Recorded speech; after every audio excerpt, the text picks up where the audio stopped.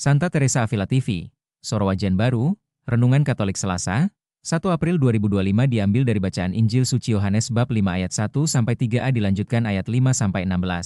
Kuasa penyembuhan Yesus dan panggilan untuk hidup dalam rahmat Allah, bangunlah, angkatlah tilammu dan berjalanlah.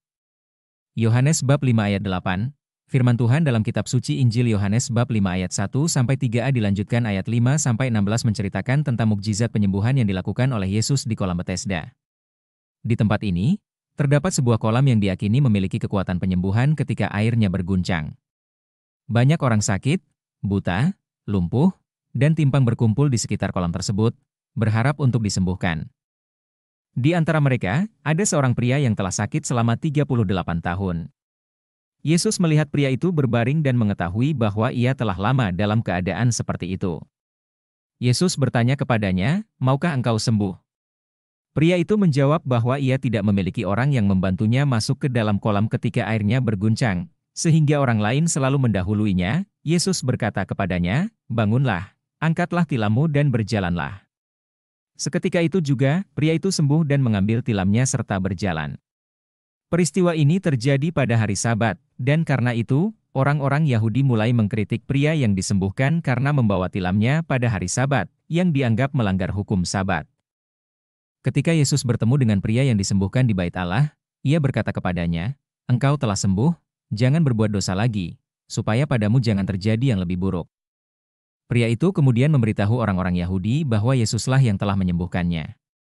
Hal ini membuat orang-orang Yahudi semakin marah kepada Yesus, karena ia melakukan mukjizat pada hari Sabat.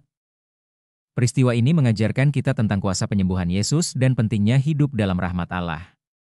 Yesus tidak hanya menyembuhkan fisik pria tersebut, tetapi juga memberikan peringatan untuk hidup dalam ketaatan dan menjauh dari dosa.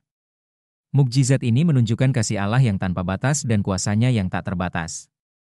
Kita diajak untuk merespons rahmat Allah dengan hidup dalam ketaatan dan menjauhi dosa, serta mempercayai kuasa Yesus yang dapat memulihkan dan mengubah hidup kita. Poin-poin refleksi sehari-hari. 1. Kuasa penyembuhan Yesus. Renungkan sejauh mana kita percaya pada kuasa penyembuhan Yesus dalam hidup kita. Apakah kita berdoa dan memohon pertolongannya ketika kita menghadapi penyakit atau kesulitan? 2. Keinginan untuk sembuh. Evaluasi sejauh mana kita memiliki keinginan untuk sembuh dan hidup dalam rahmat Allah. Apakah kita siap untuk menerima penyembuhan dari Yesus dan hidup dalam ketaatan kepadanya? 3.